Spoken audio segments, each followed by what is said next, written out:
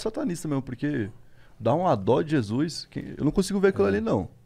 Eu assisti uma única vez, não consegui ver de Eu novo. assisti quando Porra, era é o criança. filme inteiro. Acho que até quem não gosta de Jesus fica, caralho, coitado. Pois é. Eu sei que E vai depois- passar justamente isso, né? O quanto que foi o tamanho do sacrifício. Tinha profecias que ele ia padecer, né? E nas profecias de Isaías, por exemplo, fala inclusive que ele não tinha a aparência, boa aparência, assim, ele não era um cara bonitão, que nem a gente vê nas fotos, olho azul, chapinha no cabelo, né, pele clarinha. Monange. Não, que o cara tá lá, né, em Israel, maior sol a pino ali, né, na Palestina, né? Então, Vivendo sem nenhum luxo, né? sem nenhum luxo, sem nenhum Então, luxo. cara.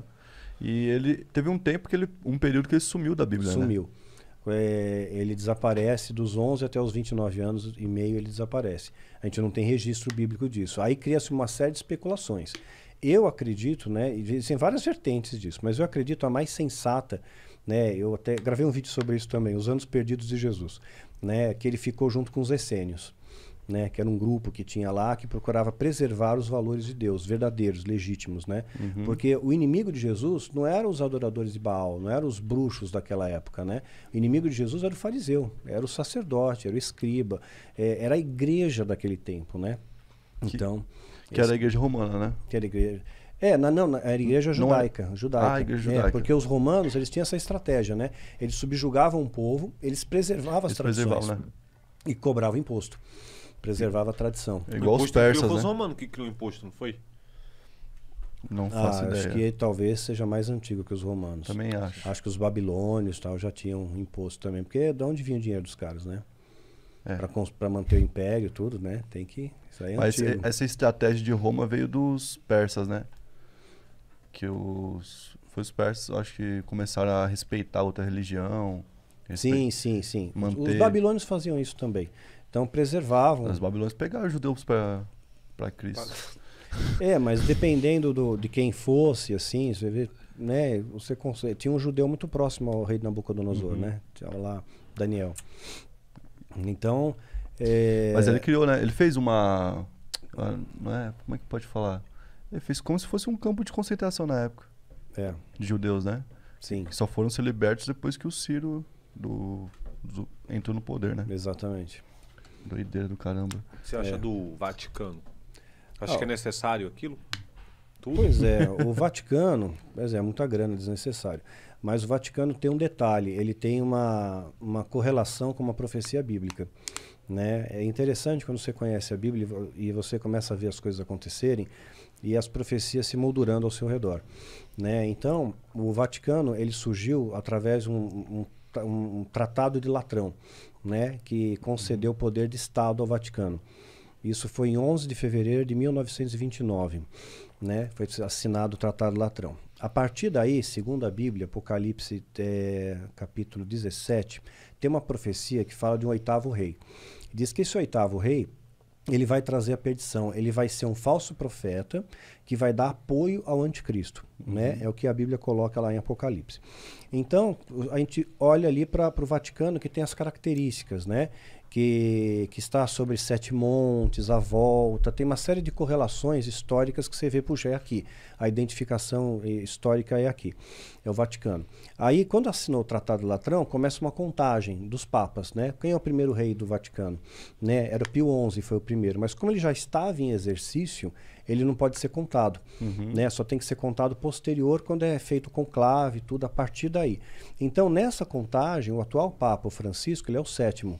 O que vier depois dele seria o 8º, que supostamente, né, por essa profecia bíblica, seria o falso profeta, que vai dar apoio ao anticristo, né, que precisa de uma força religiosa, né, para dar apoio ao anticristo. E os católicos são mais de 1 bilhão no mundo, 1 bilhão e 100 milhões. Então, acho. o próximo O cara que vai se lascar, o cara nem tem culpa e vai levar um peso. Vamos...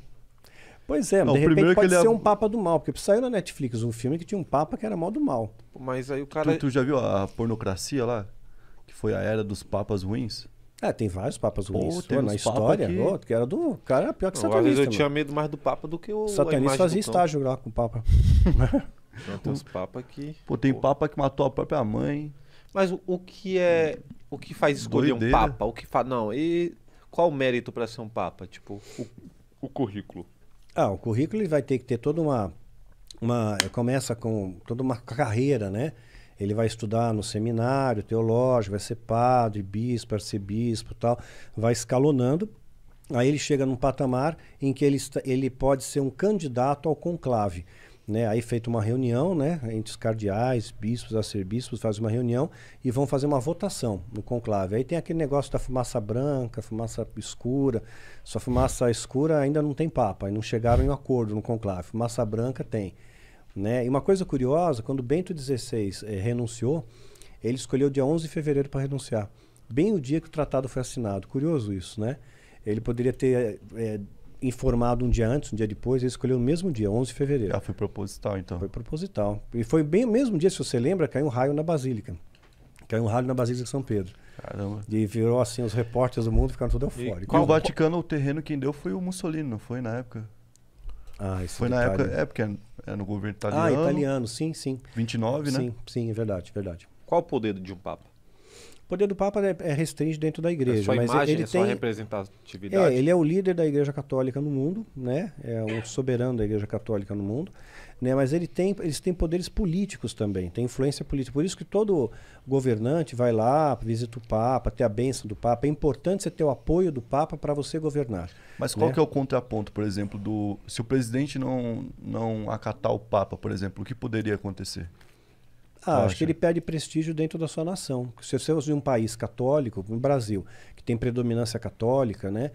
A Espanha tem predominância católica, Portugal, né? Então, quer dizer, se o presidente não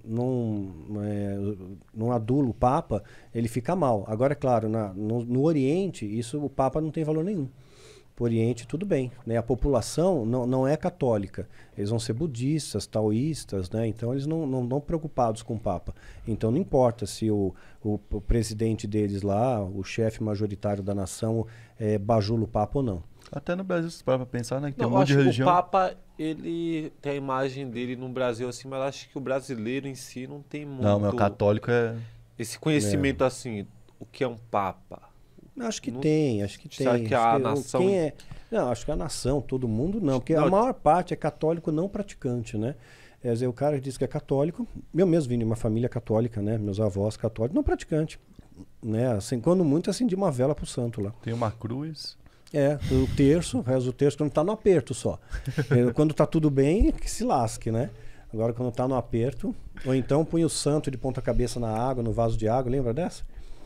Não. Minha avó fazia isso, pegava o Santo Antônio, que minha avó era devota. Ah, pra casar, eu já vi, né? Tava demorando muito e ela queria apressar a bênção, para apressar o casamento, alguma coisa, colocava o santo de ponta cabeça num vaso de água, num jarro de água, assim, ficava se afogando aí até você me dar a bênção. Botar o santo de castigo pra ganhar a bênção, cara. Então Você acredita nisso que o povo fazia isso, velho? Aí começou o lance das simpatias, né? Começou a ter várias simpatias aí pra a coisa dar certo. Doideira, botou o santo pra beber água o dia todo. Bota no congelador, tem gente que coloca.